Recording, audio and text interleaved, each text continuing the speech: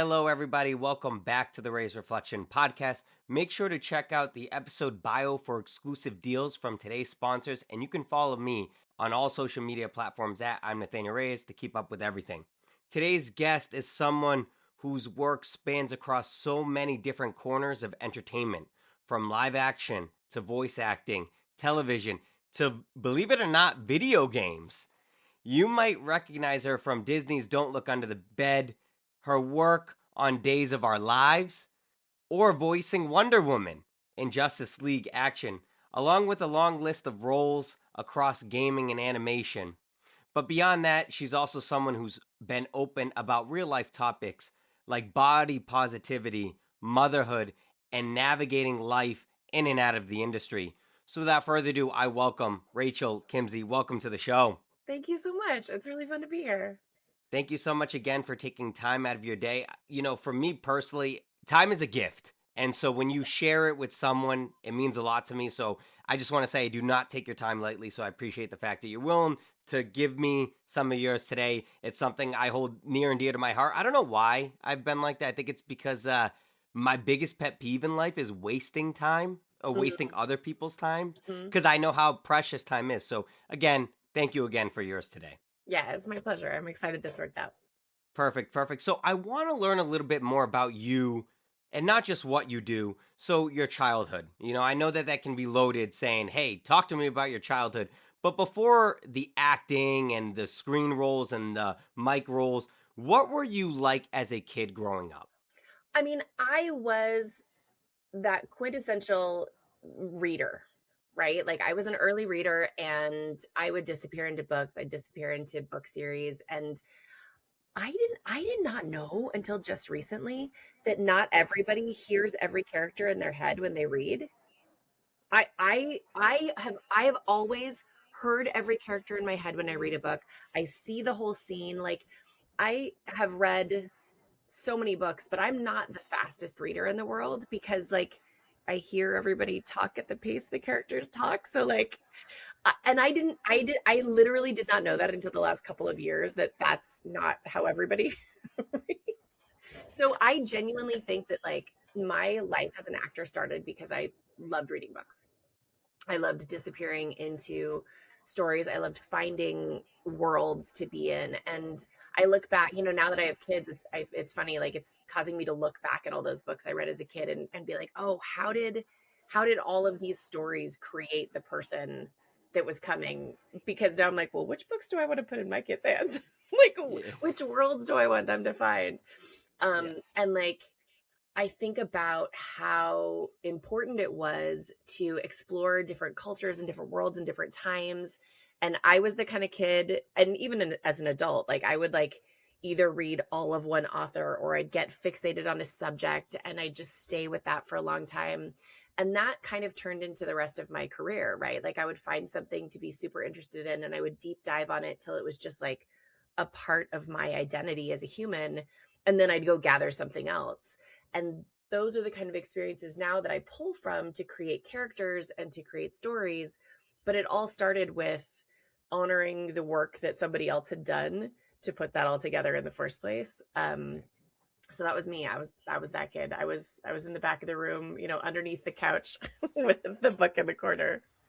With your blanket over your head and Yeah, totally. yeah, it's really interesting how as a kid we have that innate creativity where Yeah, we can be so immersed into topics and subjects and totally. books and TV shows or whatever the case may be. And so for you, I'm sure, as a kid, you're not quite understanding that it is just your creativity and how you are as an artist, as a person, that you have this conversation where you're doing different inflections within the characters in the books and stuff like that. Like that's so impressive because that wasn't something I did. I think I do it now when I'm reading children's books. If I know that, like, if I'm reading to my daughter, if I know that it's like a big bad wolf, like I know how to do Right, that right. now, but I don't think I knew that how to do that as a kid. So it's really impressive that you were able to do that as a kid. Well, and it's that thing, right? Like we all come with our own spark. Like humans arrive in this world with this spark of who they are. Like,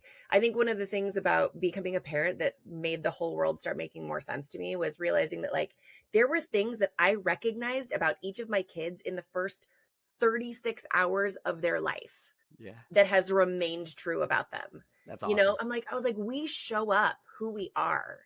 And Yeah. so a big part of what I believe about how we live and move through the world is like, let's honor people for who they are. Like, it is not my place, nor is it possible to ask you to change who you are because you showed up who you are. So it's on me to live with you and adapt with you and grow together. And I think that that's true as parents. I think that's true as community members, right? Like, I think that that's where the magic happens. And so there's stuff that you showed up with in the world that I didn't get, that like the world is a better place because that's your stuff. And it takes me asking the question and listening to the answer to find out what it is about you that I never would have guessed, because I showed up in the world the way I did. And so I see the world my way, and opening up our avenues of privilege so that we can understand the things that we didn't realize we didn't know about ourselves because it's just who we are. That to me is the richness of life. That's the exciting stuff. Like, that's where the joy comes, because I can know my corner of the world, but if I ask some questions and listen carefully, suddenly I realize how much bigger the world is. And it comes down to as simple as realizing that like I just hear the voices in my head. So of course, somewhere along the line, like I wanted to make those voices come alive because they were always alive to me. And that's something I get to give, because not everybody showed up with those voices in their head. Yeah. How great. I get to give and you get to receive. And please tell me there's something that I don't have that I'm going to get from you. And maybe it'll be math, because I'd really love to get some of that, because that did not show up for me, you know? Yeah. What a beautiful perspective to have on life, because I think, it's contrary to, I think, how the world is now, in the sense of most people are like, well, you should change for me. And what a beautiful perspective for you, where you are meeting people where they're at and then you're adapting to them. I think that that's, I try to live life like that, but, obviously we slip up. But to hear that you had this quality within yourself as a kid, and it's helped you to maintain these relationships, both professionally and personally, I think it's a true testament to who you are as a person, because I don't think too many people truly do that. I appreciate that. Of course, of course. So when you started to act, Mhm. did acting feel like something you had to chase? Did it feel like something you naturally fell into? Did it feel like it was like, because you talked about how you were this creative individual. So did it just feel like this was, nope, this is what I'm meant to do. This is me. So we show up in the world who we are, right? Like Yeah. in elementary school, like every school does plays. Every year in elementary school, it was the first year that teacher decided not to do a play, and every year I was like, oh, Yeah. I'm gonna oh. And so I did my very first play in 5th grade with the teacher who did it for the first time ever. And I am still obsessed with the Boston Tea Party and the American Revolution, because that was the subject of the first play I did in 5th grade. Yeah. Like, that's how locked in it can get, right? Um, and there was just something about it that I knew was right for me.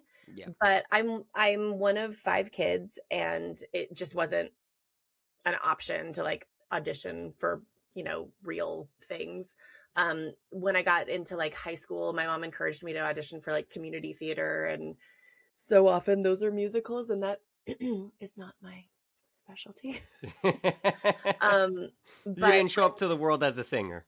I can sing, but it is often best left to others.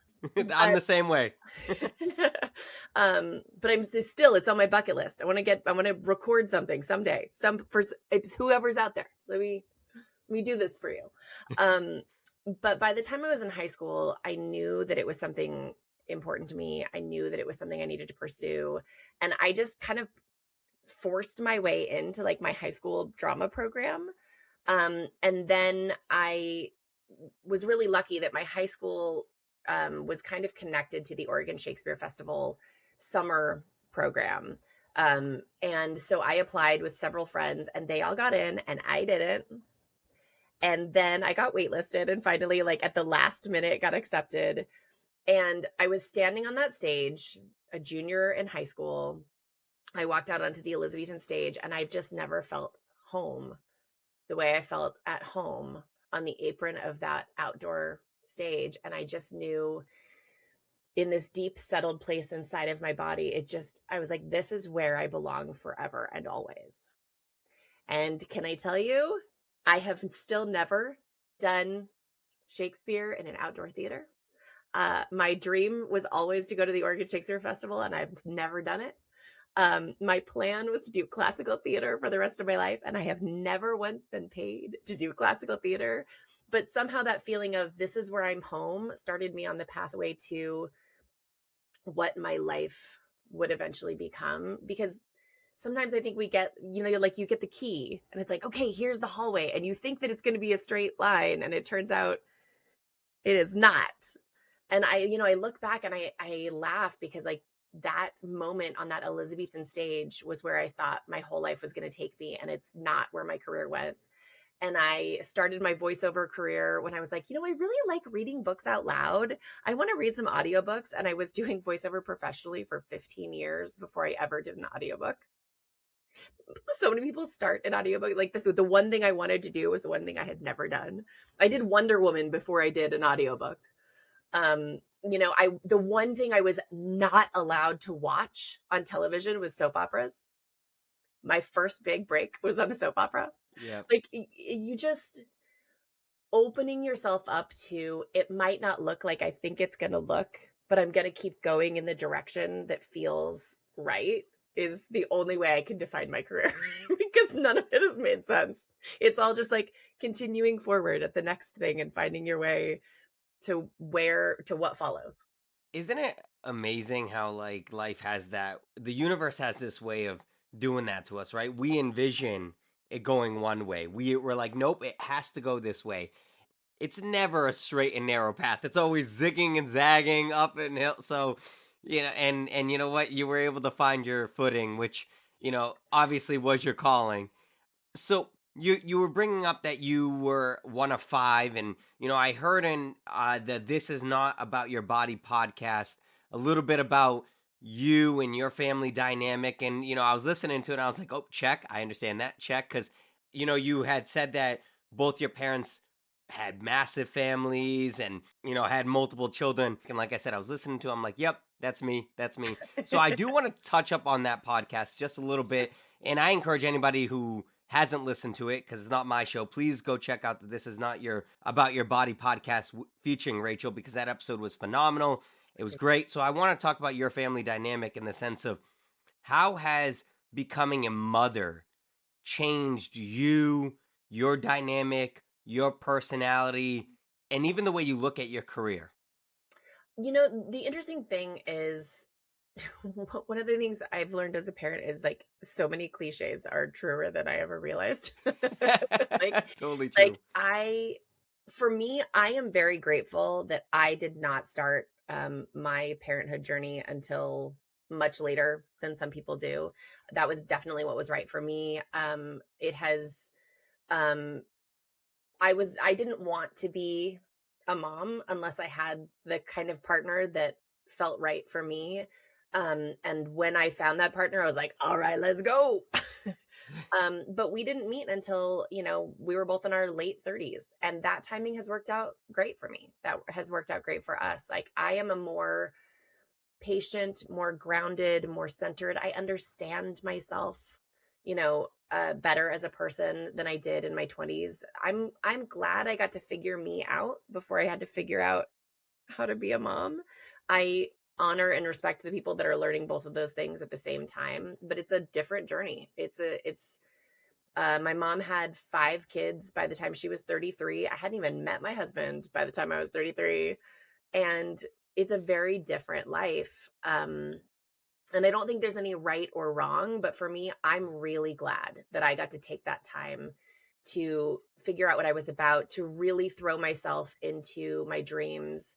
Because there are one of the things I've realized having kids, and it's one of those cliches, right? Like you want so much for your kids that you're willing to risk it all.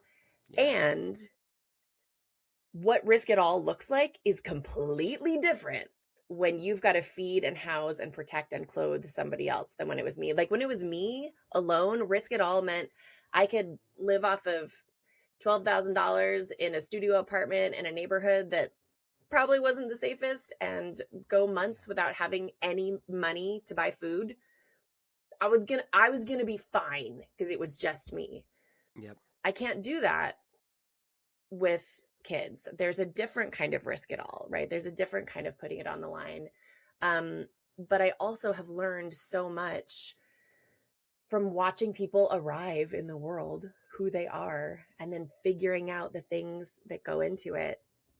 That is so inspiring and it's so uplifting. It grounds you better than anything else in the world because kids, especially small kids, only live in the present.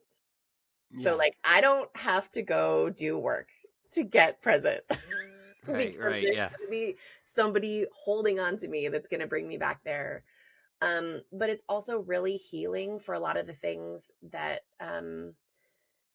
took my time from me when I was a younger woman. Like my kids don't care what my body looks like. They care who's inside of it.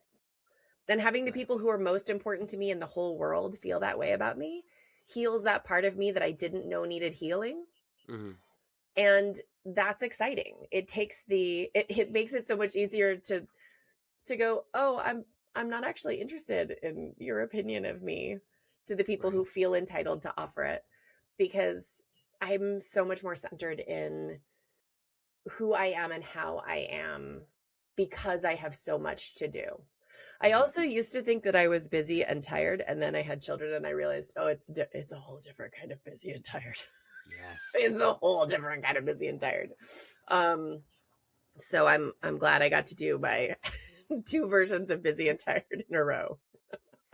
I was saying that to a friend of mine about a week or two ago. I said, as I've gotten older in life, I'm going to be 33.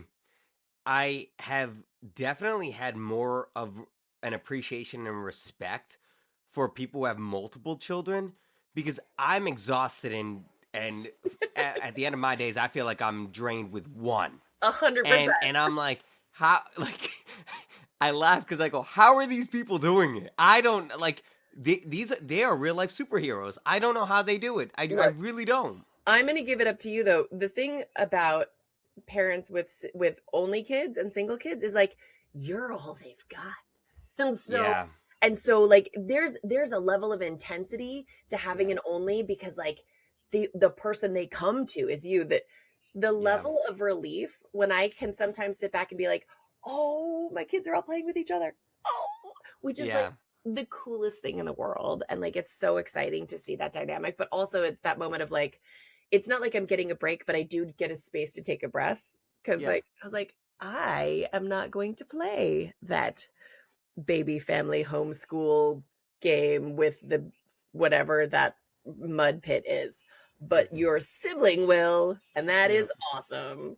So credit to parents of singletons. Like, it is an intensity that never wanes because they are on you and in you and about you all the time. And so you're not wrong. It's a lot. You're doing good work. You're doing great.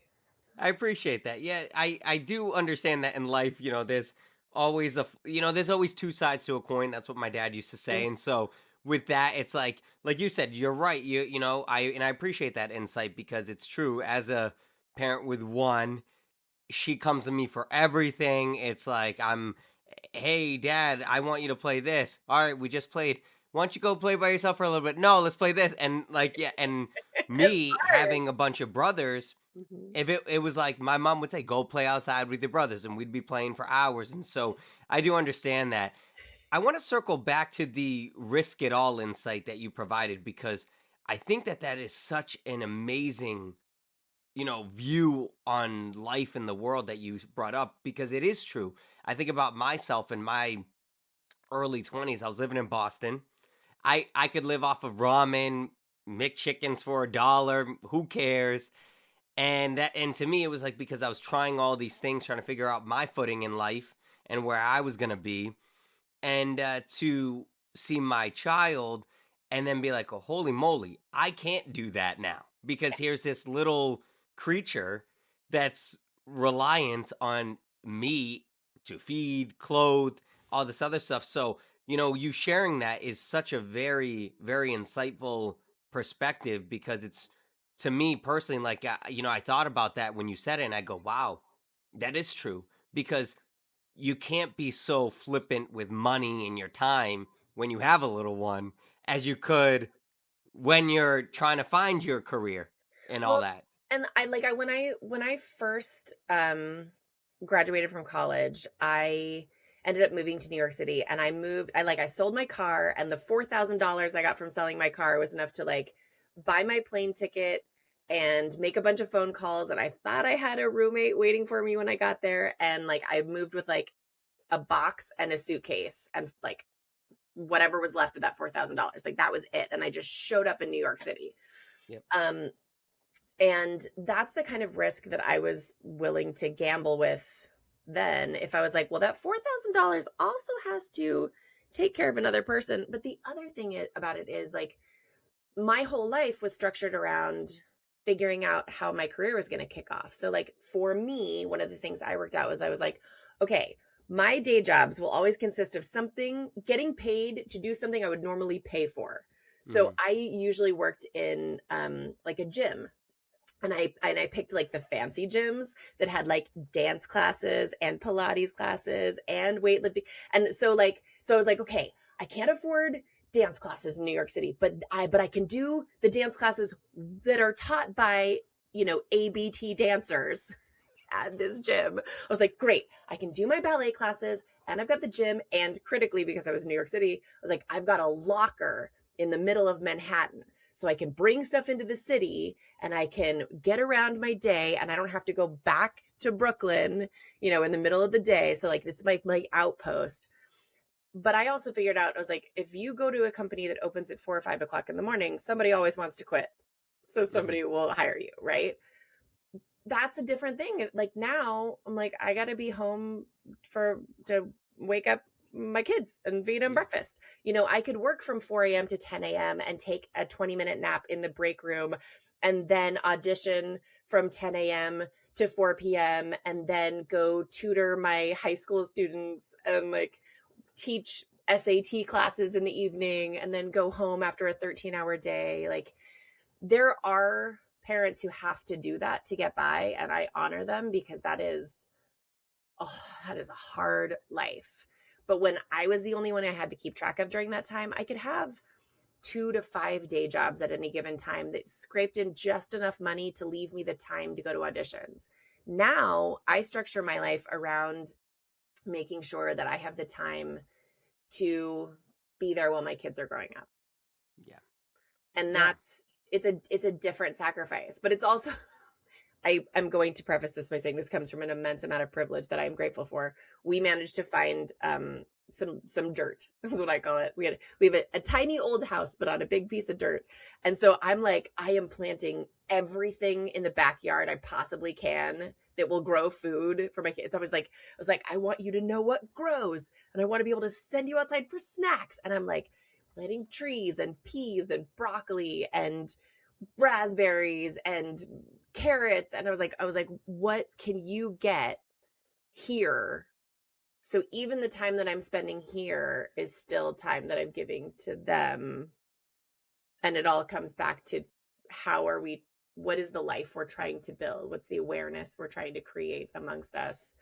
And then sometimes I run back into the office and record, CNBC. I'm like, I'll be right back, guys. Yeah. I've got to go do some podcasts. I'll be back. Yeah, I gotta work. Mommy's gotta work. Yeah, They're being sponsored by a different bank. I'll be back in a minute. Hold on. But what a amazing, amazing position that you have put yourself in and your kids. And I do follow you on Instagram, so I saw the chicken coop. I see all this. So you are doing a lot of great things for your kids, and and obviously you worked for that, and so I commend you for that.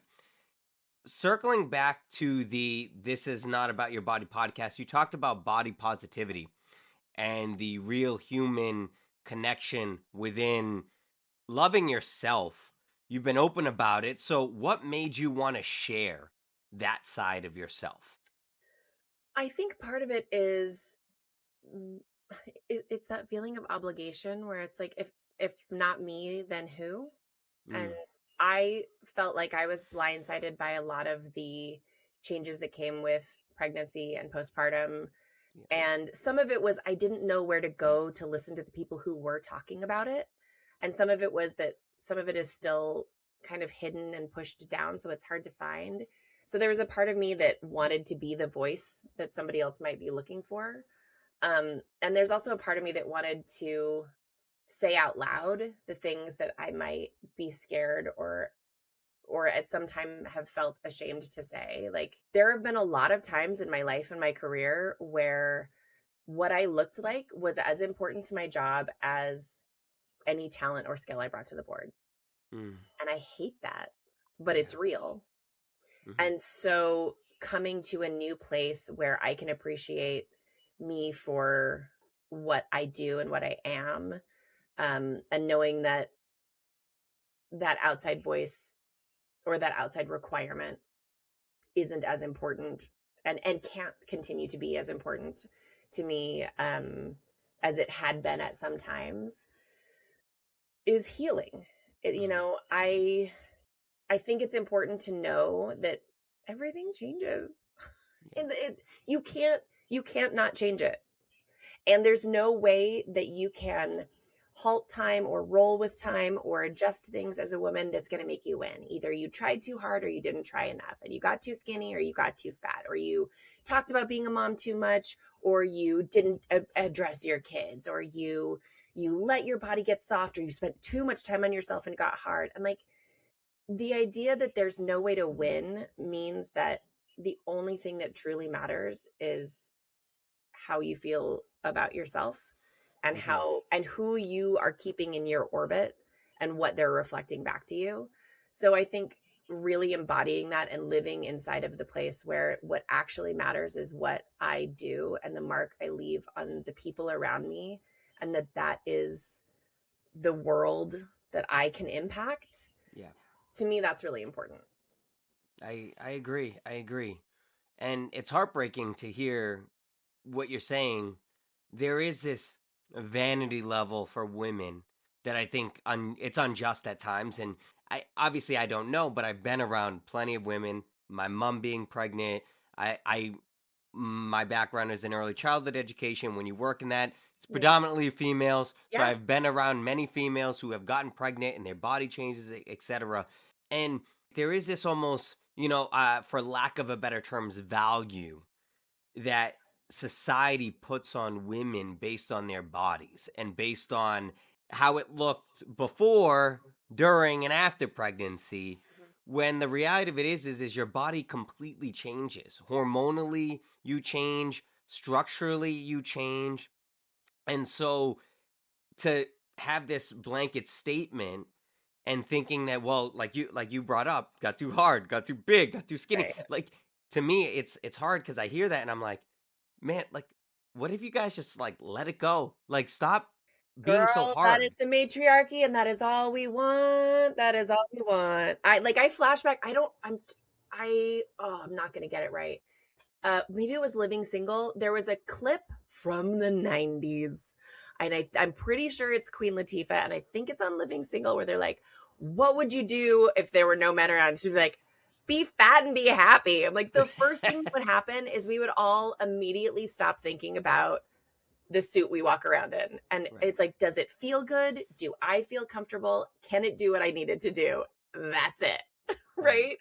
The broad cultural norms that we just like drink in from childhood that we're like, well, it's important to me. Like, is it, or is it the thing that you learned forever? Maybe you can't ever parse those things out, and that's okay.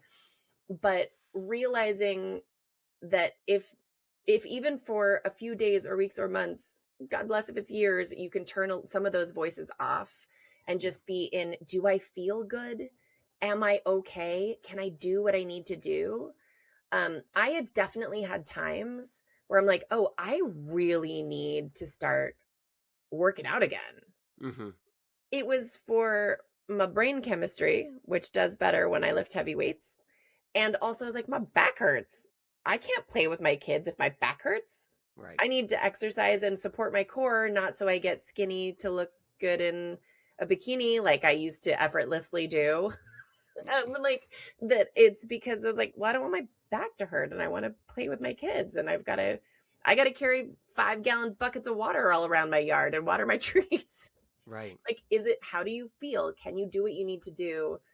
The reminder that at any given time, we're one accident away from being disabled.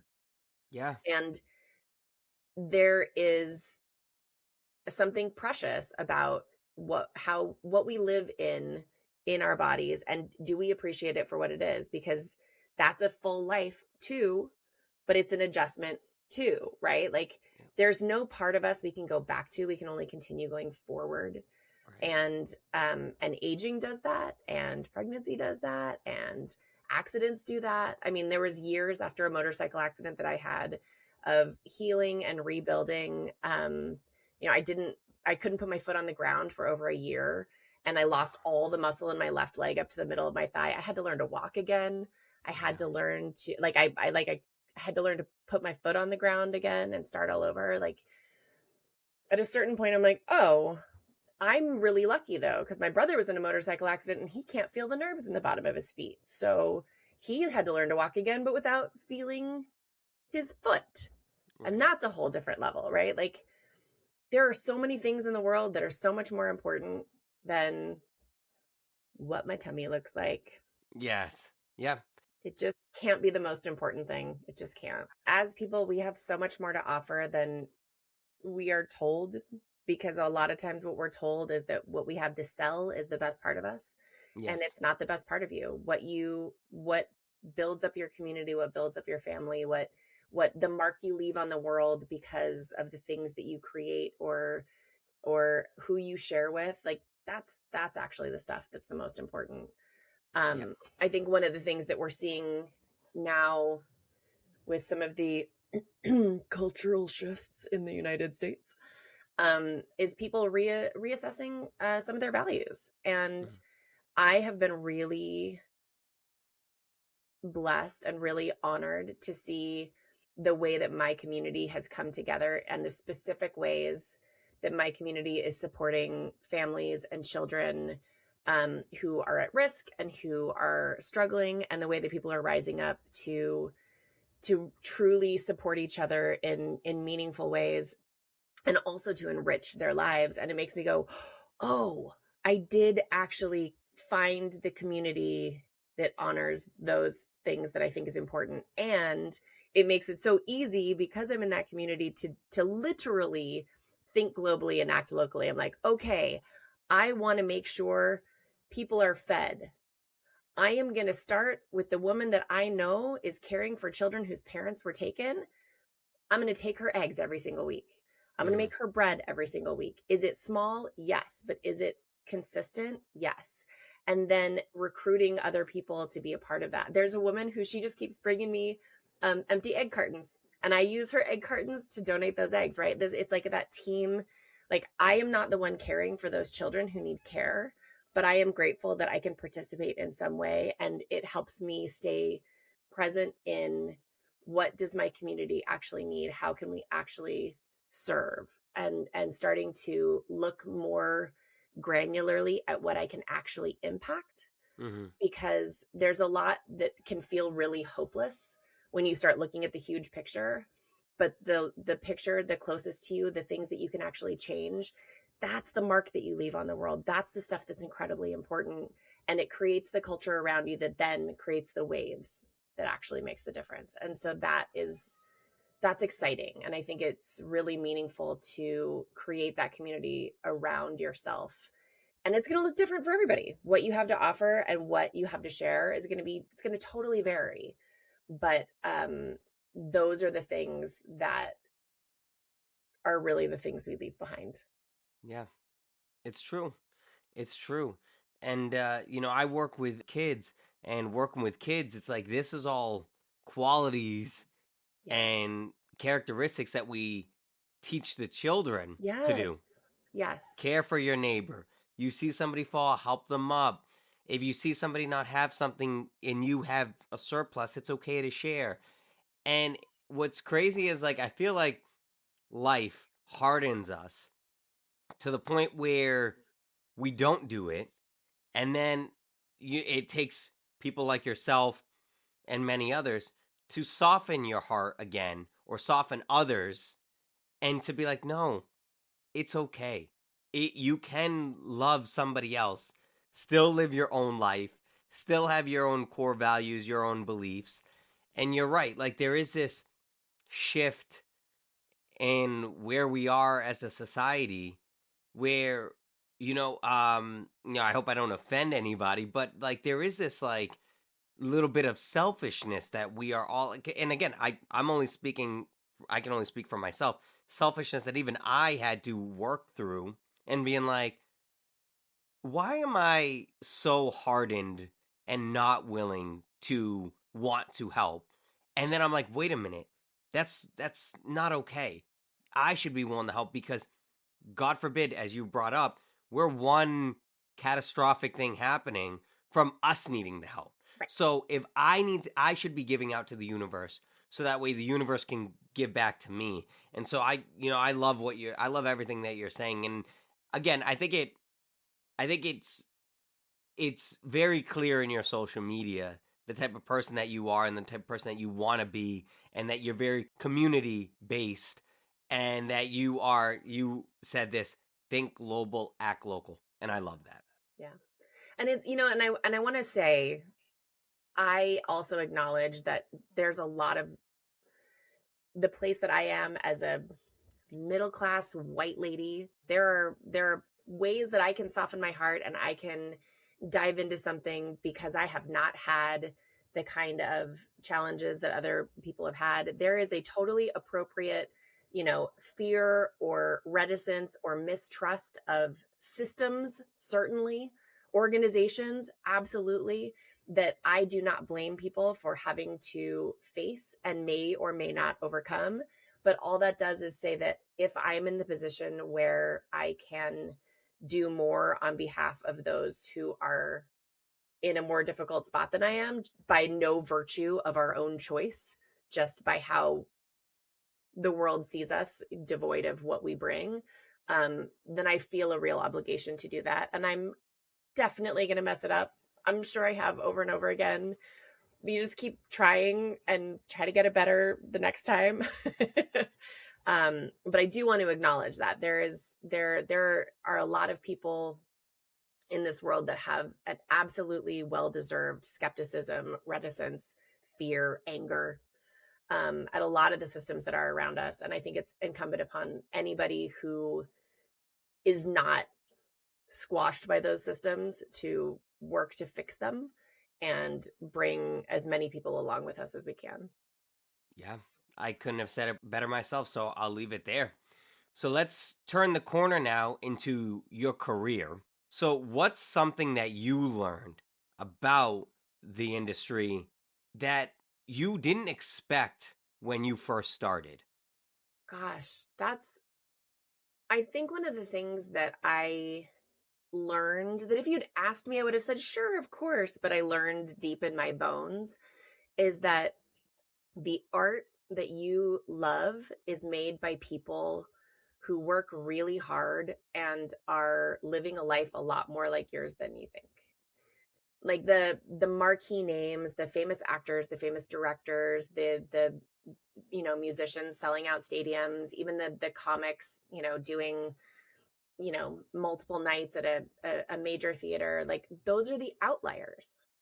But there's actually millions of people doing that work at the smaller level or making it all happen. When a friend of mine got his dream job at DreamWorks as an animator, and he was like, I did the shadows on Trolls. I was like, the shadows?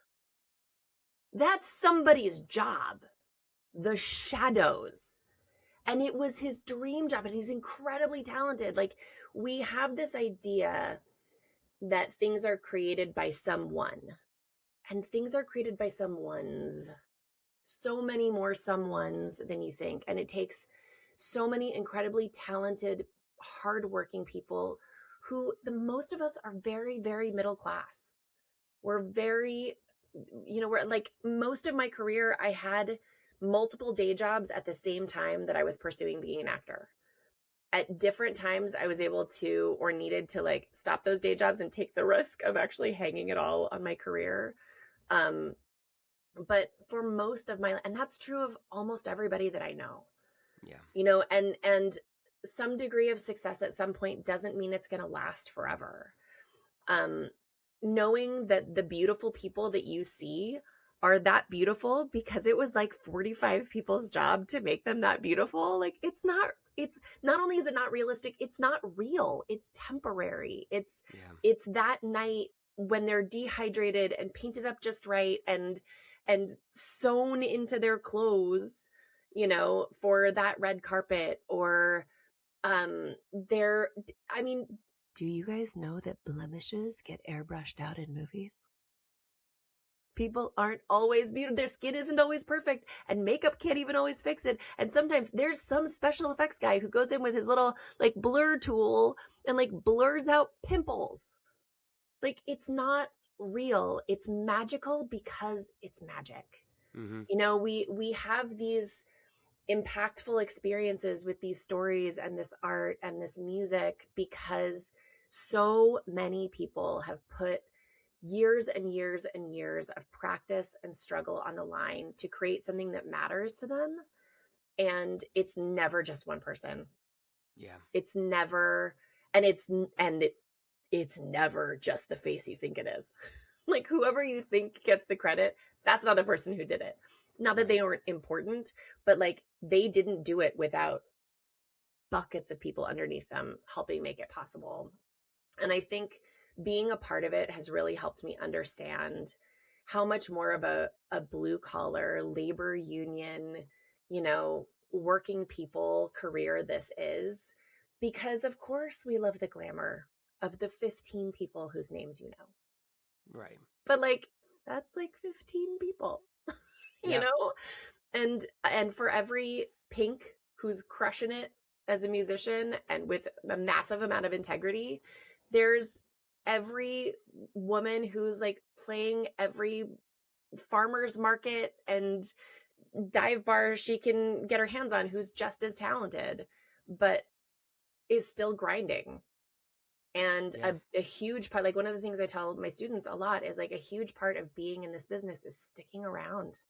Mm-hmm. It's just staying, because at a certain point, all the people who stayed are the people who know each other because we've all still been here, and those relationships matter, and the time matters, and the way that we all lean on each other matters. And there's a lot of privilege that comes with being able to stay. I get that. Yeah. And again, I'm glad I got married and had my kids later so I could risk a lot so I could stick around, right? But I think a lot of people don't realize that the glamour is very short term and the work is very steady. It's just so much grinding. It is. It is. And so this was almost 10 years ago at this point, when I first started to dip my toes in the industry, I had done this acting class with one of the producers from the Wayne Brothers shows. Oh yeah. And he was the producer of the show. And the very first thing he said that threw me off guard was he said, believe it or not, there's only about 5 to maybe 10%, I'm being generous, of the industry that, like you put it, you know all their names. Yeah. They never have to worry about a job. Percent. Yeah. Yeah. He's like, there's, and he was like, that's me being generous. The vast majority is people who are just grinding it out, standing in auditions, trying to find the role. And so I interviewed many other actors. I interviewed Zach Bostrom, and one of the things he said that has stuck with me, he said, the industry, you're a full-time auditioner, part-time actor. He said that. I'm like, boom. I interviewed Clint Howard, who was on How the Grinch Stole Christmas. Isn't And the best? yeah, it was Isn't great. And great interview. And he brought a lot of insight that you said too about it's a team effort and how everybody is just as important. And he talked about how there's a person for everyone. There's a person for everything. There's a person who, I have my coffee cup. If I put it down with my right hand, if I next scene I try to put down with my left hand, he goes, nope, it was with your right hand, and you got to redo it. So Yeah. it's crazy how the continuity and how everybody has to work as a team to really make this product be what it is, this art. And so it's amazing to hear the stories that you're talking about as well, because it's interesting how when you step into that world, you see a different side of the world. Sure. And you definitely see the difference of it. And so I like to enlighten everyone about the difference of the world. It's not really all what you see. Yeah. So I want to share some wisdom that changed my whole career. Please. When I was first starting. So I graduated from high school and I went to university in Utah. And at the time, touched by an angel, I'm a young and delicious child, touched by an angel was shooting in Utah. And I found out that you could go be an extra. And I wanted to see how TV got made. I didn't know how TV got made. I wanted to go see. So I signed up to go be an extra. Well, I am a very intense and very serious theater actor kid, right? And so I'm an extra sitting in this church and I create this whole character for myself. An extra sitting in this church scene and watching the guest star of the episode talk. And at the break, Michael Chiklis came down and he said, "Are you an actor?" And I was like, "Yes, I want to be. That's what I want to do." Like somehow I had given just enough of like, I'm here in this scene with you as an extra, that he was like, "Why don't you come to lunch at the actor's tent instead of the extras tent? And I'll introduce you to everybody." And on that day, because I took my day serious, I was like, I want to learn how TV gets made. He invited me to the actor's tent and I got to meet all the guest stars and I got to meet all of the leads who were actually on that show. And everyone was so incredibly generous and they were so incredibly lovely. And Michael Chiklis, and I always want to give him credit for this, he's, if you don't know him, you should know him. He, among many things, he was the Thing in Fantastic Four, and he had he's had a couple of shows. Like he's amazing. So he had just come off of like a long running network show, right? And he was saying, when you are in a theater, you get to deeply touch the lives of the 200 people who are in that room. And when you are in a movie, you get to deeply touch the lives, in the theater for those 2 hours, right? When you're in a movie, you get to deeply touch the lives of the 200,000 people who are watching that movie for those 2 hours. It's like, and if you are on television every week, you get to deeply touch the lives of 1 million or 10 million people every week. Mm-hmm. And if you are on a soap opera, you get to deeply touch the lives of 1 million or 10 million people every day. And he looked at me and said, there's no wrong place to make art. And there's no wrong way to touch people's lives. And there's no better arena or worse arena. Give it everything you have wherever you are. And it changed me forever. When I hear young artists saying, well, I'm not going to do TV, or I'm not going to do commercials, or I think back to that day and I remember that I have the chance to touch someone's life. It's on me to make it matter. And the format is the format and the genre is the genre, but there is no wrong way to have an impact on the world outside of being a bad guy. Don't be a bad guy, right? And there's no wrong style or space, because there's art for everyone, and that art matters to the people it matters to. And for me, it made all the difference. Like some people are like, do you feel like you're selling out when you're doing commercials? Like, no, I feel like I get to be an actor and I get to feed myself, but with my acting dollars. No, I don't feel like I'm selling out when I do a McDonald's commercial, because I walked in that day and they were like, you were the only one who yawned. And I was like, well, it's a breakfast sandwich commercial. Of course I yawned, Right. right? I get to be an actor. I get to be creative. I get to put as much into it as matters to me. And if you start your work by judging your audience, you are never going to love your work. Right. If you give yourself the gift of loving your audience, you are going to love what you do so much more, and you're going to have so many more opportunities to impact people. And anybody who is coming into this new, come with fresh eyes. Love your audience, love doing what you do, and don't spend a single minute judging where it's happening, because the only person sitting in judgment in that space is you. Everyone else is there because they love it. Mm-hmm. So go love it. He changed my life on my very first day as an extra on my very first television set. You know, and I've been so grateful ever since, because it's carried through so many different styles and so many different genres and so many different kinds of work. And I wish that I got to run into him again someday to thank him. Yeah. It's amazing how in depth these projects are. And when you see the final product, you think, oh, it's just an hour and a half. It's really not. It was like a multi-day project, weeks, months at times. I was an extra for Defending Jacob, which stars Chris Evans.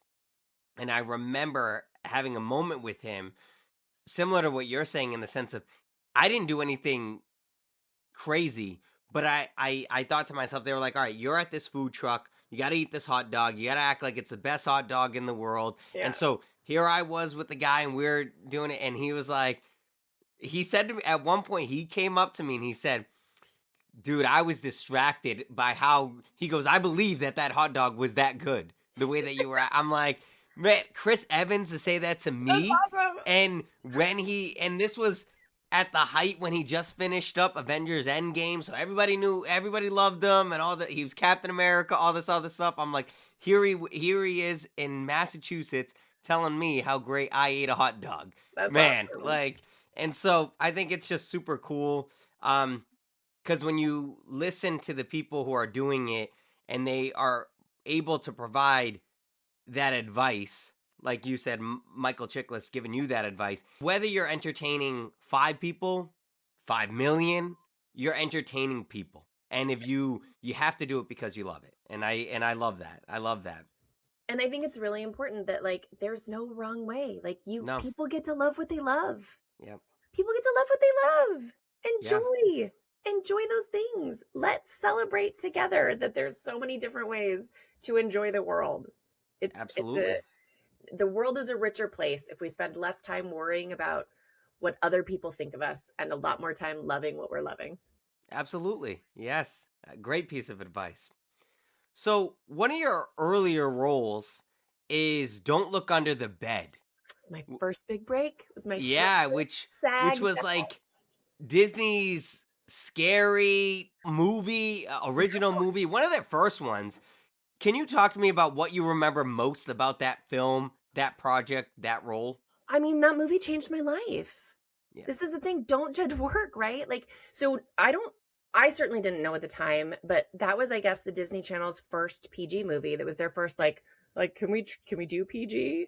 And as it turns out, several of my mom's friends' kids got very scared. They were like, that was too much. Like, sorry. It was my first big union job. It was my first movie that went out, like, broadly distributed.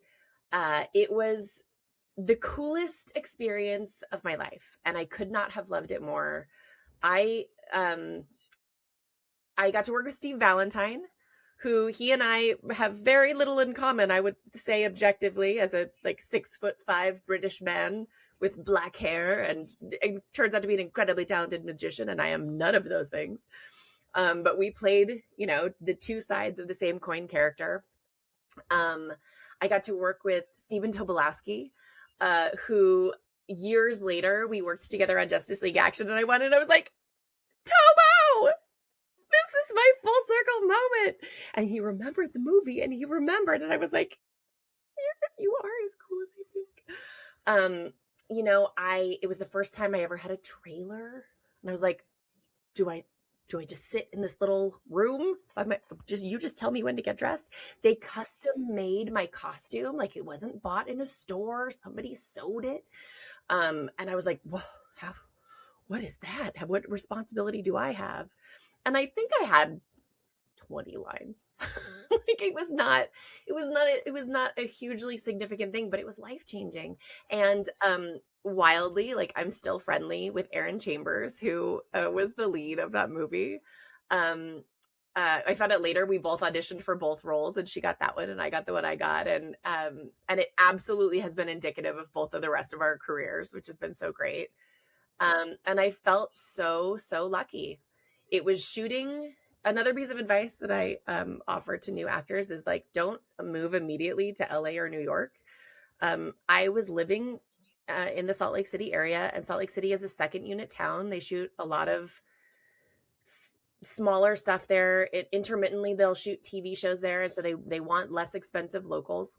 And so that's how I got most of my first breaks, was by being in a smaller town that had production in it, right? Atlanta is one of those towns. There are places in Oregon and Washington that are those towns that aren't necessarily the biggest cities. Like, look around for those smaller towns where things go, and it shifts and it varies, according to TV cycles. But being able to be in a smaller pond while I was figuring out what kind of goldfish I was really helpful. And so I got to move to New York City with my SAG card and a Disney credit. And so somebody was like, all right, kid, I'll take a chance on you. I'll be your agent, which is like the first massive hurdle that you have to overcome in your career, is trying to find somebody who wants to work with you and represent you. And I was just super lucky that I got to start with representation. I genuinely don't know what it's like to start without it, because I was very, very fortunate to start in a small town. So I was able to convince somebody to take a shot on me when I got to the big city. And for me, it worked out great. I hope it works for other people. The business has also changed wildly since I started, but there's something really special about your first project, and I'll always remember it. It's also where I learned I do not have pink undertones. They kept trying to paint me with pink porcelain doll face, and we're like, why does she look like she's dead? I learned about undertones from the makeup artist that day. Life-changing information. Golden undertones for me. Yeah, see? You learn a little bit about yourself. You also did, I would argue, 2 out of probably the 3 most iconic soap operas, in The Young and the Restless and Days of Our Lives. Yeah. You had recurrent roles for one, and I believe you were a little bit more of a main player on the other. I think for The Young and the Restless, I think it was Mackenzie. I think that's, if my memory is. So what was it like stepping into those type of projects now, where you pivot from Disney and now you're on midday television, which is huge? So the thing that was interesting is, like, so my first, like, steady TV gig, right? Like, there's all of these, like, this was my big break and this was my big break, right? Y&R was my first series regular, was my first big break. And the thing that's interesting about daytime TV is it's been going.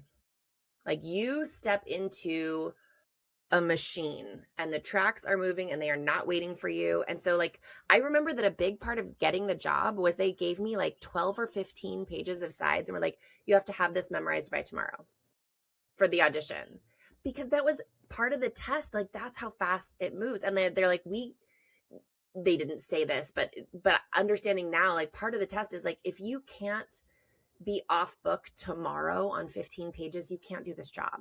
And it doesn't mean you're not a great actor, but, like, that's part of the gig, right? And my memory by the time I was done with daytime was, like, off the charts. Like, oh, it was so good. There are times now where I'm like, man, maybe I should go back to daytime just so I can get my brain working like that again.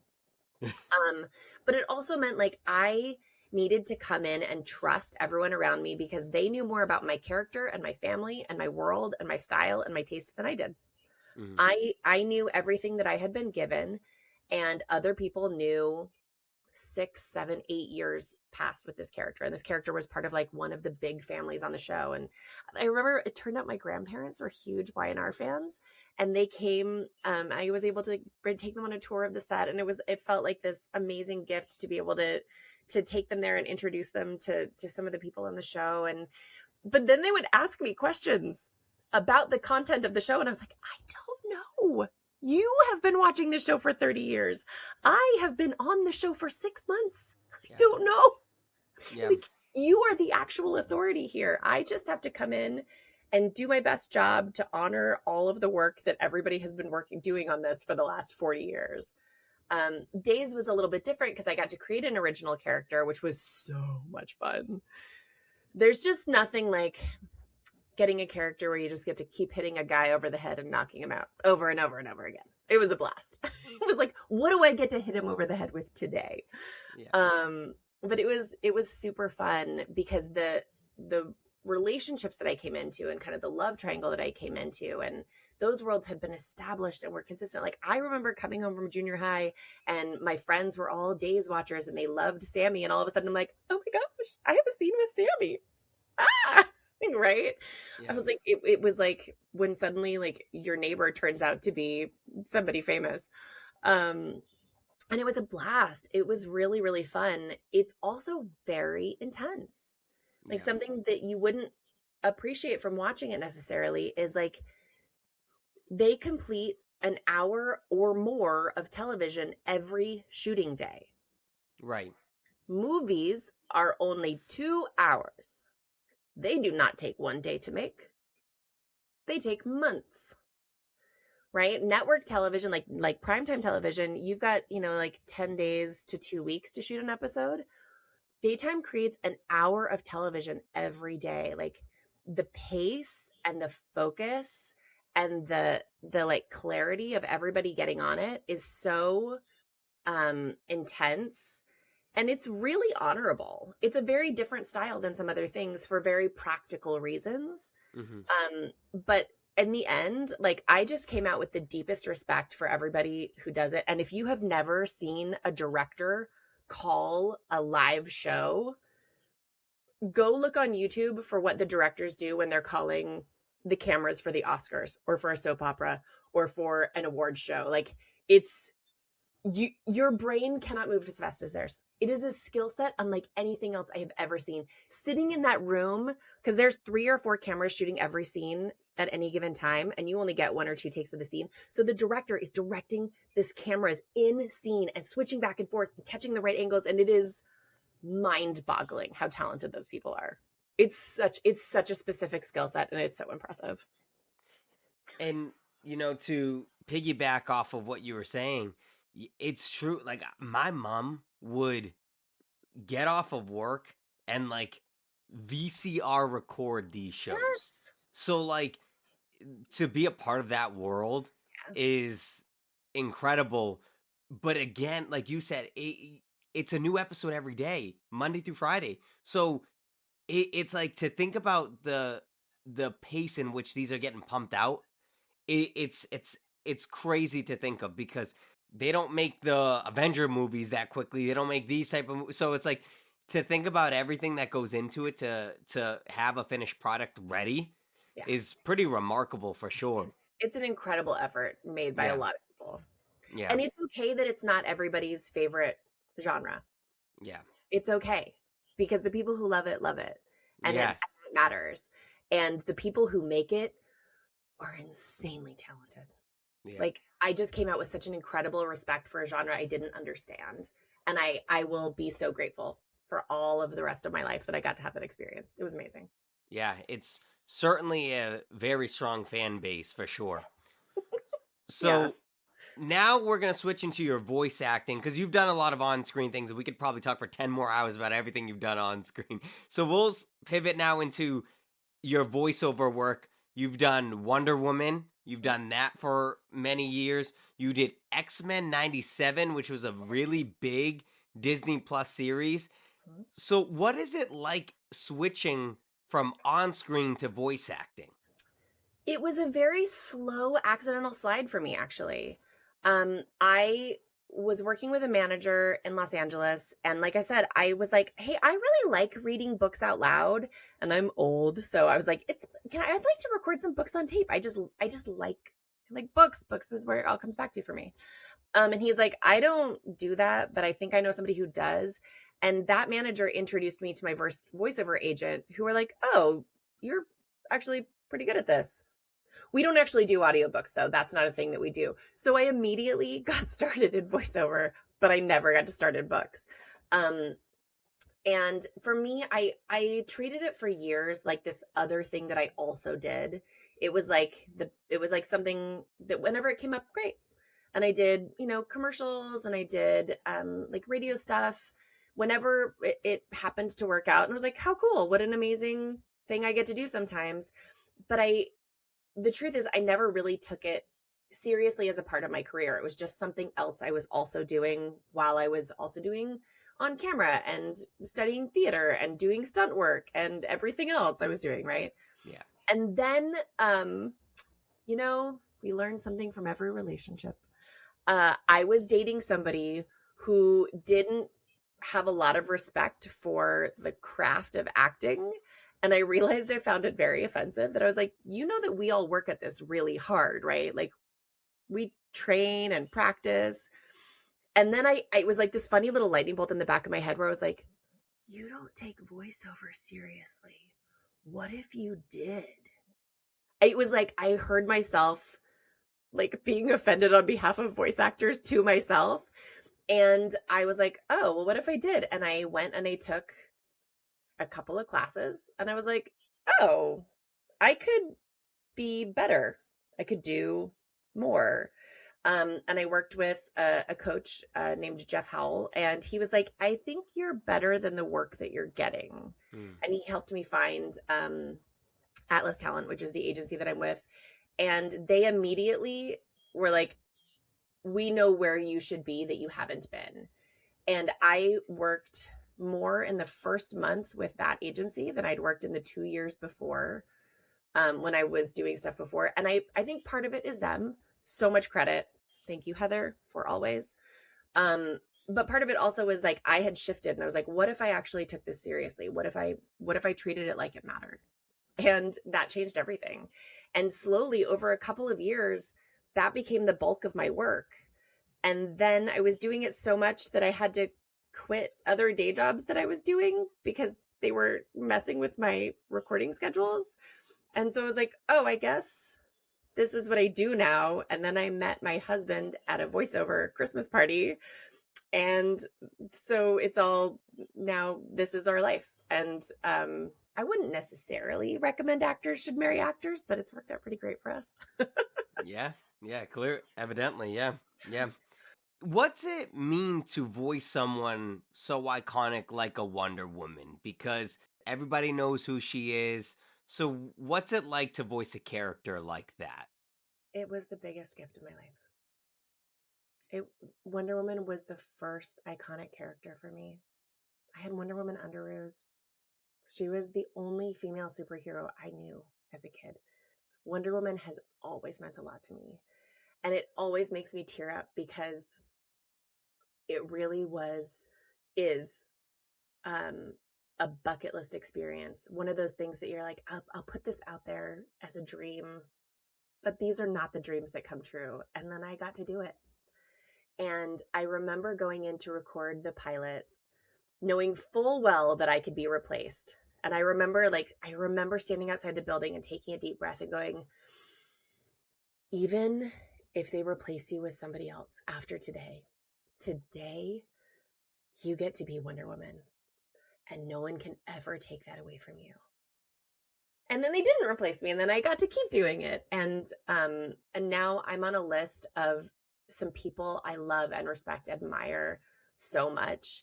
And the people who write and create Wonder Woman in the comics and in the shows are some of my favorite people with voices and creation out there. Like it truly could not mean more to me that I got to voice one of the most significant characters to me in the Pantheon. Yeah. And I don't think I don't think it was by accident. And I share that because, again, just seeing you on your social medias, having this conversation, I see the type of person that you are.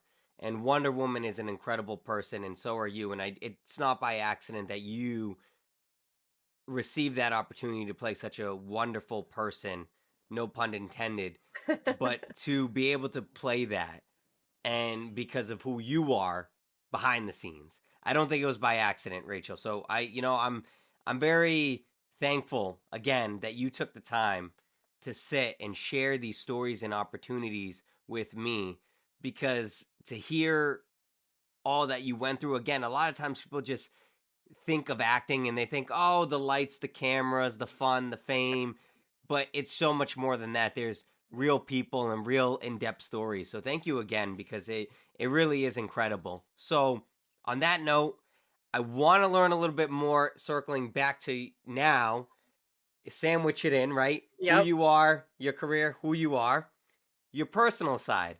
Sure. I know you love animals. I've seen you do wolf rescues. I've seen, again, you have a chicken coop. I've seen you have boas on you. Where does your love for animals come from?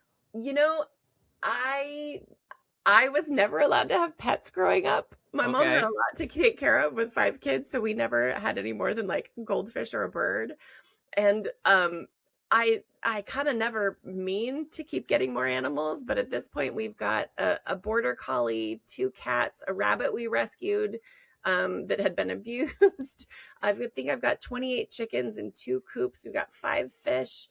Um, and then that doesn't mean that you don't keep going out into the world. I'm definitely not gonna get alpacas or donkeys. Okay. Definitely not. I would Okay. love to get alpacas. I will say I have rescinded my donkey dream because my neighbor across the street rescued some BLM donkeys. And they are the best. And they are also the loudest creatures on the planet. I was like, we had to build a new chicken coop because the chicken coop was too close to our recording booth. And so sometimes people would hear our rooster Gonzo while we were recording.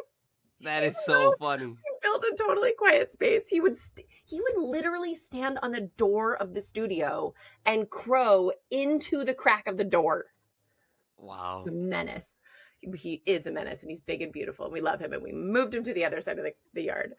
Um, but I think it all comes back to loving nature. Hmm. I'm obsessed with putting native plants into my yard and crafting a food forest, and because I want it to bring all the birds and the bugs and the critters in, and I want them to all be able to feed. Like I sit outside and I'm like, oh, is there a bird I haven't seen yet that I might be able to catch in the backyard? And And keep. I was like, all right, we've got seeds and we've got berries and we've got roots. Like what else do we need to bring native critters back into this space so they've got spots? Oh my goodness, that is funny. So like, again, growing up the way that I did as well.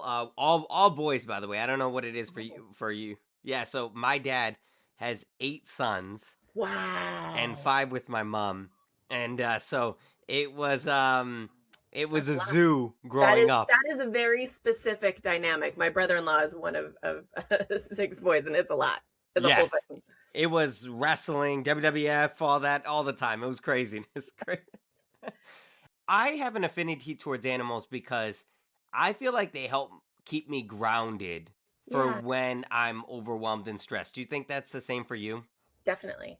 Yeah. Definitely. And the sensitivity that you see animals carry, I think is very instructive to humans. Hmm. My animals always know when somebody's sick. Hmm. They always know when someone's not well. Like the way that my animals treated me when I was pregnant was so palpably different than the rest of the time. And the way that they like looked after the babies when they were babies, they were like, all right, I got to make sure that everything is cool. Like it's very distinct. And I think it's very instructive that um, animals know that as things shift around them, it's okay to shift their behavior and then shift again as things change again. And I wish people had gave themselves more permission to be that way, that it's okay to be one way, And then as things change, to shift with that and be in the new way. And it's okay. Yeah, I love that. And that's the type of person you are. You referenced that earlier in the podcast, full circle. What's something about you that people would be surprised to know? I think that people who don't know me would be surprised to know that quarterstaff is my favorite weapon to fight with. Of course. What's a role that you did that you put a lot of effort into that you wish more people would recognize you from? Oh gosh. Can I say one that's coming?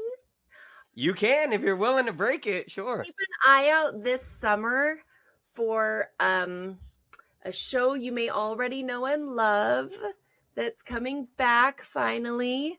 There's some really exciting, thrilling work in there, and I'm like the least important person, and I'm really proud of it.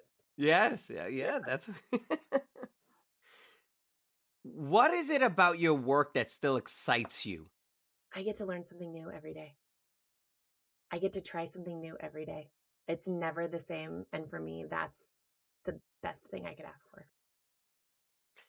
When it's all said and done, what do you want people to remember Rachel for?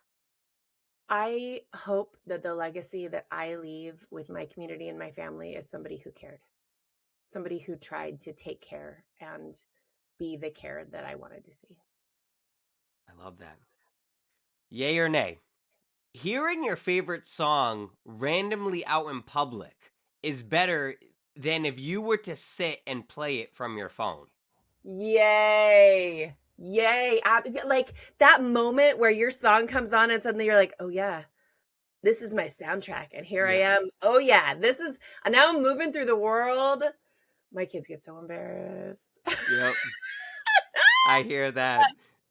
My daughter's at the age now where I can embarrass her. So her aunt got her this really flashy, sparkly jacket. That's the best. And a lot of people compliment her. They'll stop and they'll say, "I love your jacket." Yeah.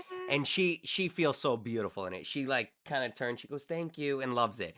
So one day somebody went up to her and said that, and I made a joke. I go, "You know, it was actually mine. It just shrunk in the dryer, so I gave it to her." The woman in the supermarket cracked up for a solid 5 minutes when I said that. So we walk away, right? Because we're at the supermarket, so I'm pushing the cart. She goes, "Dad, I need to talk to you." I go, "What's wrong?" She goes, "That was not funny, what you did." I'm like, she's course correcting me now. And I'm like, "You don't think so?" I said it was a joke. And she goes, "It was a little embarrassing." And I'm like, okay. So yeah, I'm like, you know what, girl? I love that you can advocate for yourself. It's good. Oh my I'm God, glad. it's the best. I'm glad. It's the best. Yeah, the number of times that my kids are like, "Mom, stop singing." I was like, Yeah. you know, some people pay for this, right? You know, Yes. this is a privilege, right? Yeah. Like, stop it. Please. I wanna have a life where I don't have to envision this yet. But then again, full circle, because when I was a kid, I would think my mom and dad were embarrassing me, and now I'm like, man, I wish they did that again. Like, so I think it's Totally. full circle. That's the way Yeah. life is. My final yay or nay question. Okay. Cooking videos showing up on your algorithm when you're hungry is one of the biggest betrayals from the universe. Yay. Yeah. Why do they always know when I want chocolate chip cookies? It is cruel. And they know that I have flour and butter in my kitchen and I have the capacity to go do that. But it is midnight Yeah. and I don't have the time. Yeah. And it is rude.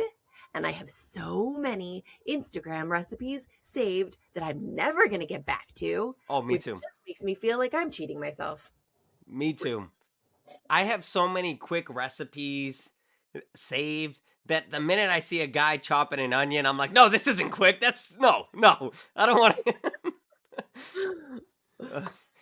Rachel, I really appreciate you taking the time. This was a great conversation. Before we wrap, please let the people know where they can find you, keep up to date with everything you're doing, everything that you've got going on, all your future projects, all that stuff. Please plug yourself in.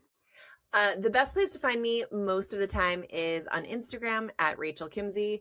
I have contracted from some of the other social medias, but I'm still on there pretty regularly. And I've got some shows coming out this summer that I cannot name, but keep your eyes out for some shows this summer, some games that I'm not allowed to talk about that should come in the next 6 months to a year. And if you're really excited about CNBC podcasts, you can hear me telling you who sponsored them on any given day. So keep a listen for me there.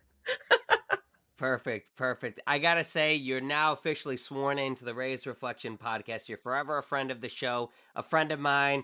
And for everybody listening, make sure to check out today's sponsors in the episode bio. Please follow me at the socials at I'm Nathanael Reyes. And as always, may you live, may you love, and may you thrive. I'm Nathanael. This is Rachel. Thank you so much. Thank you.